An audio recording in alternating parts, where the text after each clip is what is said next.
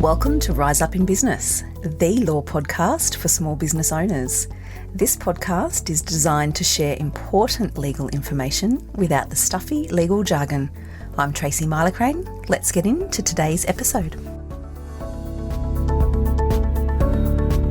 Welcome back, everyone, to another episode of the Rise Up in Business podcast. Thank you, as always, for joining me. Over the last 12 months, I have seen a real increase in clients reaching out to me, wanting to set up new businesses, coming from the corporate background, some of the larger consulting firms wanting to go out on their own and do their own consulting. There's a range of different industries, a range of different skill sets, but the genesis is the same in terms of I'm leaving corporate, I'm going out on my own. I am so delighted to chat with these business owners about all the things that they need to think about from a legal perspective because it can be overwhelming.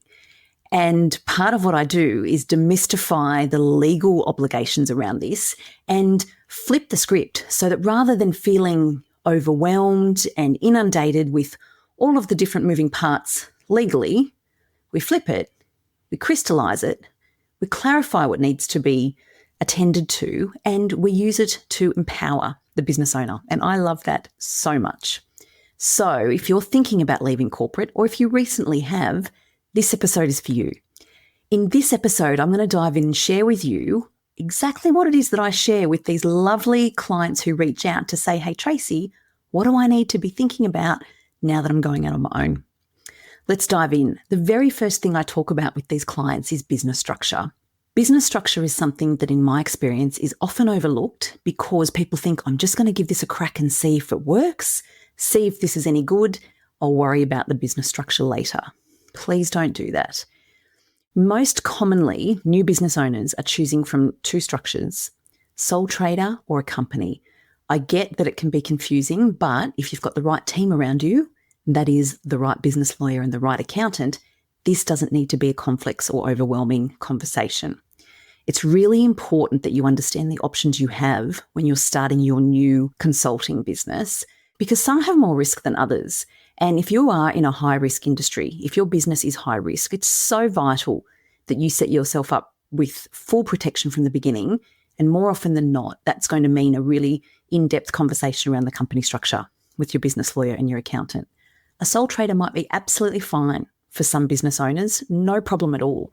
My point is, don't ignore this consideration, have the conversation and make a really intentional decision based on what's right for you and your business. So business structure is the first thing.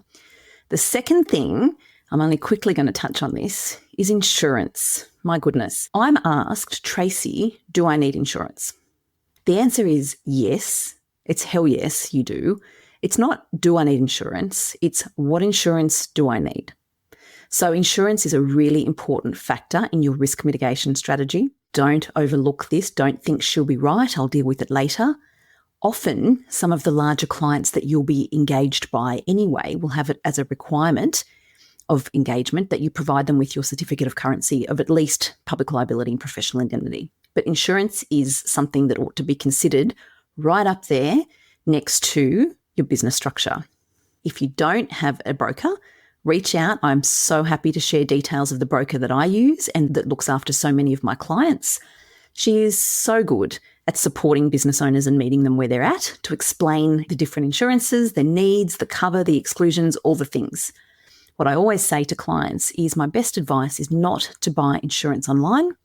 You don't know what's excluded. You don't know if you're covered for all of the things you need to be.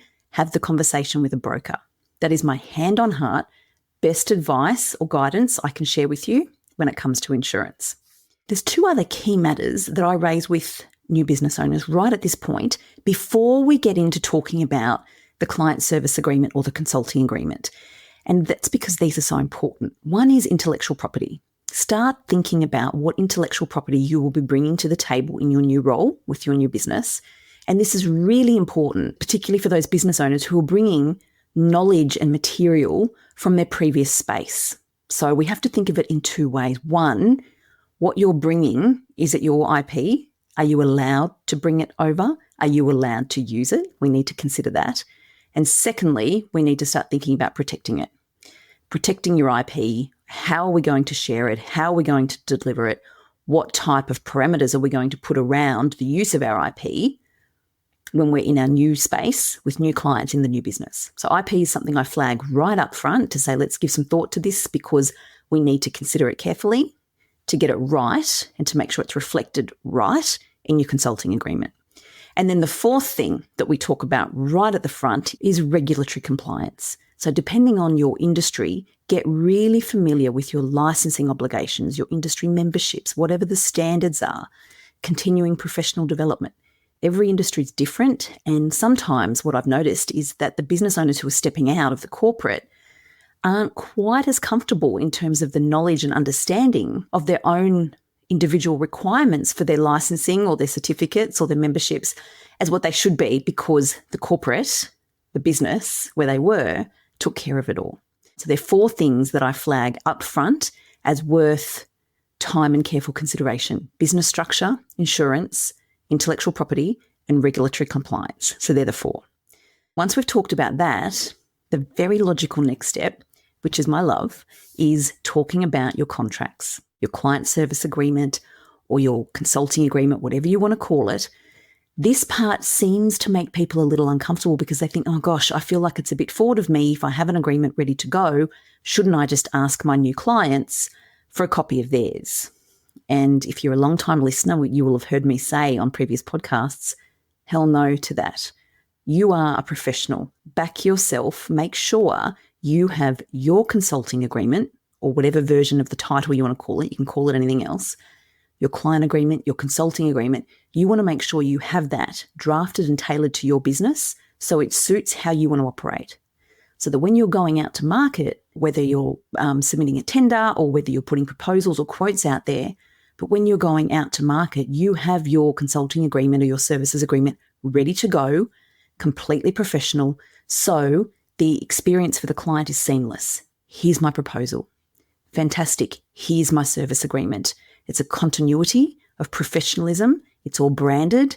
It looks like you. It sounds like you. It covers everything that's needed to be covered to make it really easy for the client to engage you. So I'm going to talk about what goes into that in a moment. But I just want to pause and answer this question.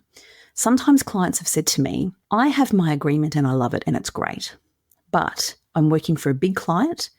They've now given me theirs. Two things, Tracy. One, is that okay? Can I sign theirs? And two, do I issue them mine as well? Really great questions. And so I just want to share this because I know that this will come up so often for listeners. First of all, if you are considering being engaged by or doing work for a larger client and they have theirs, sometimes that's just the way it is. You can ask, I've got my own, can I issue you that? Sometimes I'll say, yep, great. Sometimes I'll say, no, our policy or practice is that we only use ours. That's not uncommon. That's fine. From there, though, you need to review it or engage your business lawyer. This is something I do often for my consulting clients. Engage a lawyer to review it for you to make sure the terms are, in essence, consistent with how you like to operate, but also to make sure there's no red flags and to make sure you're aware of the essential elements of the agreement. What are you being contracted to do? How are you being paid? What's the delay provisions? What's the termination provisions? What liability clauses are there and what warranties are you giving? So it's okay if you're going to use a client agreement, but you need to make sure you're carefully reviewing it and you're comfortable, or you're having your business lawyer review it for you and seek to negotiate any terms if there's a few things that need ironing out. So that's the answer to the first question. The answer to the second question, do I issue them mine as well? No, you don't. When you're being engaged or doing work for a client, you only need one contract. One. So it's either yours or theirs, not both. So hopefully that helps because I get asked that a lot. So let's dive into one of my favorite topics, which is your client engagement framework. So how do you engage with your clients? What does your service agreement or your consulting agreement need to focus on? The very first thing I ask my clients to get clear about here is, how are you going to go out to market? Are you going to prepare proposals or are you going through a tender process? Most of the time, my clients are in the first camp, which is I prepare proposals. I go out, I pitch, then I put a proposal or a quote together. I spend a lot of time on the proposal. It's fabulous. It's branded. It contains all the details and I'm so proud of it. I love hearing that. I love it. The key then, when we're developing your client service agreement, is to make sure that it is consistent with the way you've developed the proposal. So the language needs to be consistent. The details need to be consistent. Your client service agreement or your consulting agreement will need to cross-reference beautifully with that proposal. So language around these are the services, completion dates, commencement dates, delays, extension of time, variation provisions, warranties, all the language needs to be consistent. So if you're working with a business lawyer, any business lawyer, what they should be doing is making sure that they're working from your proposal as well, or that they've got your proposal and they're cross-referencing it when they're designing for you your service agreement. So one of the first things I say to my clients once we've talked about this is start putting something together if you haven't already. But most of the time they have, because it's a really exciting part. Show me what you've got. Let me give you some comments or feedback if I need to. Let me design your service agreement to make sure that there's continuity here and that these two documents can be read together. So that's the first thing I say about that. On the flip side, some clients will say, actually, I don't want to do a proposal and a separate terms and conditions or a separate service agreement. I want it all in one. So I want to have the agreement with the client's name on it, with the proper execution blocks. I want to have a schedule in there with all the details of what I'm going to do. And my process, Tracy, is going to be, I'm going to go out to market, I'm going to have meetings, and I'm going to wine and dine, and I'm going to share the love with what I do. And that's how I'm going to engage my clients. That's how I'm going to get them to want to work with me. Great. It works for some people. Absolutely. If that's the case then, and you're telling me that you want to secure the deal or secure the intention to do the deal, I'll talk about handshake deals in a second, then what you're saying to me is you want to do that, and then you want to go to the client with one document, which is entirely comprehensive. It's got everything. So it's an agreement. It's got their name, their details. It's got all of the details of what you're going to do, your services, your pricing, your timeframes, all in the one document with your services, the service terms and conditions, and they're going to sign off on it and you're going to get started. So that both of those options are slightly different, but this is one of the conversations I have up front with people who are leaving corporate to go to start their own business, because the client engagement framework is really important. So the first thing we need to think about is, well, how are you going to do it? How are you going to market? How are you proposing jobs? What are you putting out there? How are you converting clients? So we have that conversation. From there, I can work with you or your business lawyer, but from there, the work starts to develop the service agreement. And some of the key things that you must think about when you're developing your service agreement is the scope of services, as much detail as possible, so that you are setting yourself up to avoid, as much as you can, misaligned expectations with your clients. Remember, it's a new business or a relatively new business if you've just started. Word of mouth is really important. Happy clients are really important. So it's important that you not only meet their expectations, you exceed them. And the critical framework for that, or critical platform for that, I should say, is your service agreement and or your proposal. So making sure it's outlined really clearly from the outset what you're doing. I also then encourage a section or a provision on exclusions. What are you not doing? Let's make it clear. Let's avoid scope for misaligned expectations. The next one is your payment terms. Make absolutely sure it is really clearly outlined in your agreement how you will be issuing invoices, when those invoices will be issued, and what your payment terms are.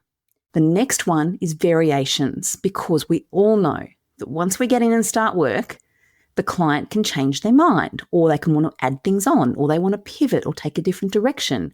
Well, this is great. Can we also do that? Absolutely. We want to encourage that. But we need a framework for dealing with those variations so that, one, you're not expected to work for free, and so two, we can get you paid on time and the client's not surprised when they receive your invoice. So the variation framework is really important.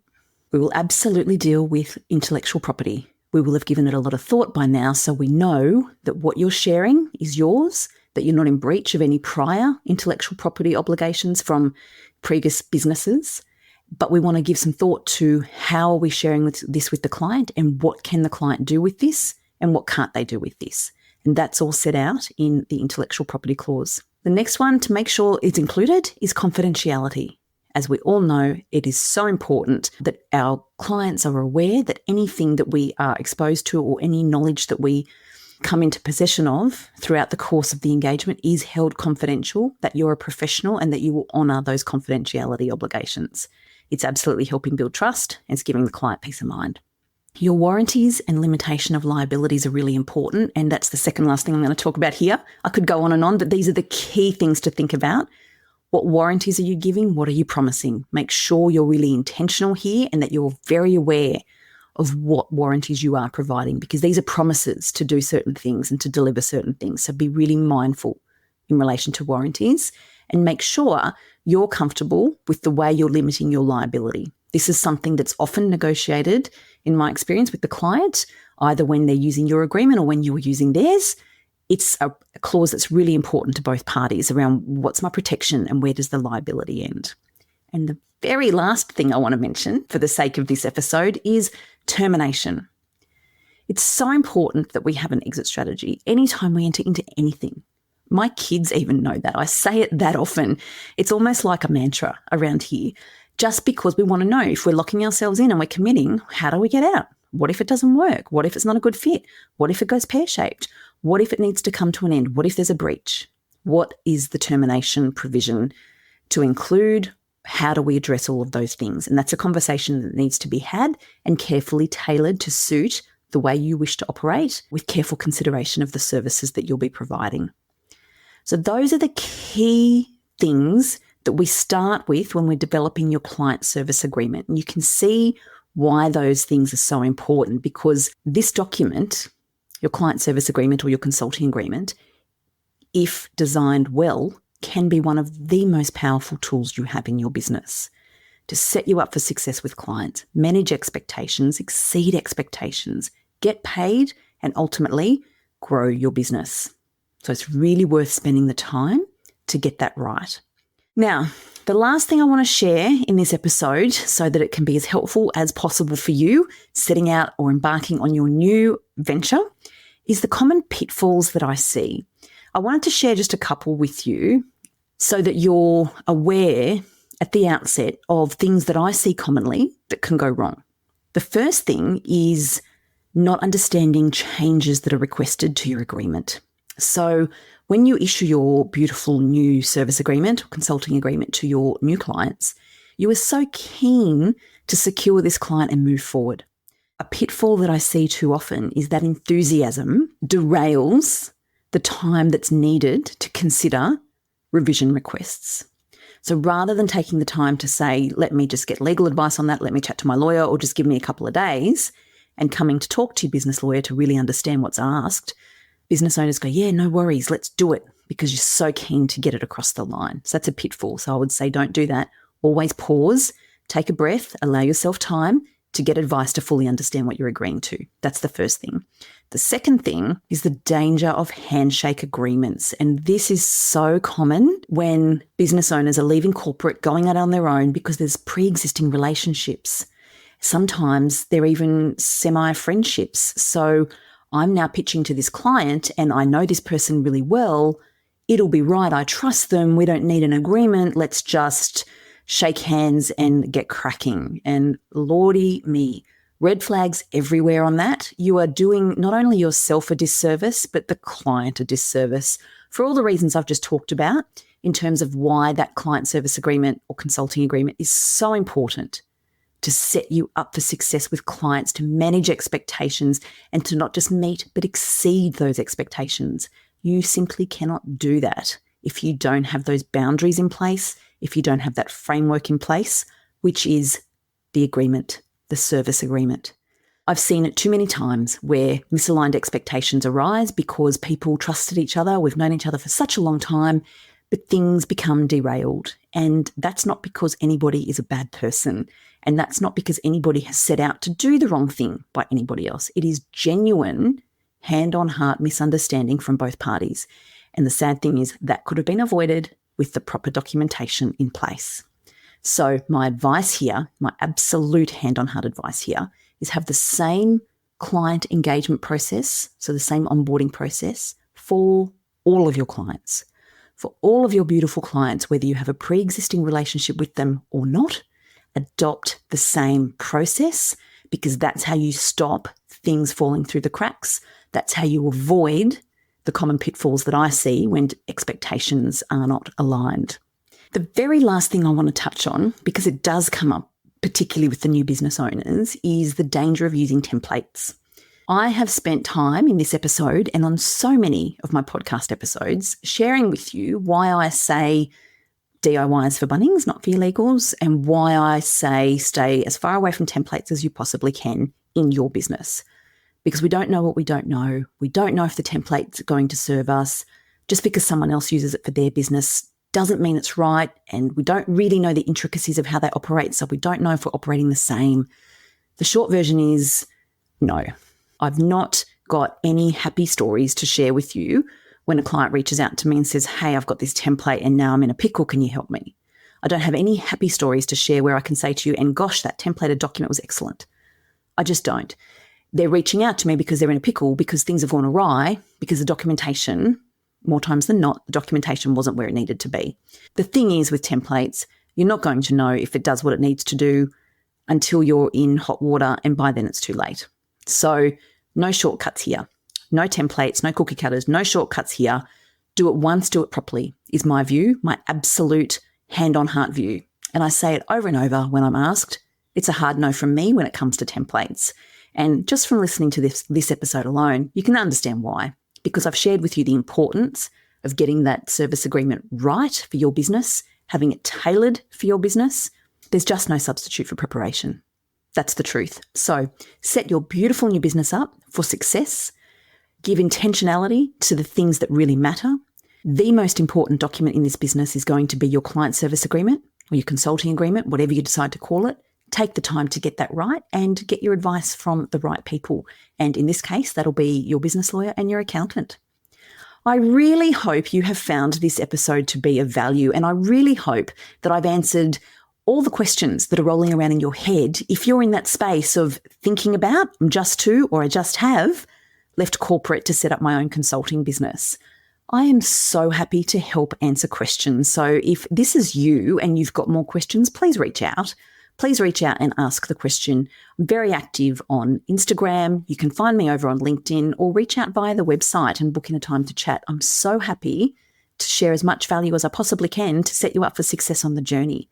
And if you're listening to this and you know others, you've got business friends or colleagues who are thinking about going from corporate to consulting or recently have, I'd love it if you'd share the episode, because I would really love the podcast to be able to help as many business owners as absolutely possible.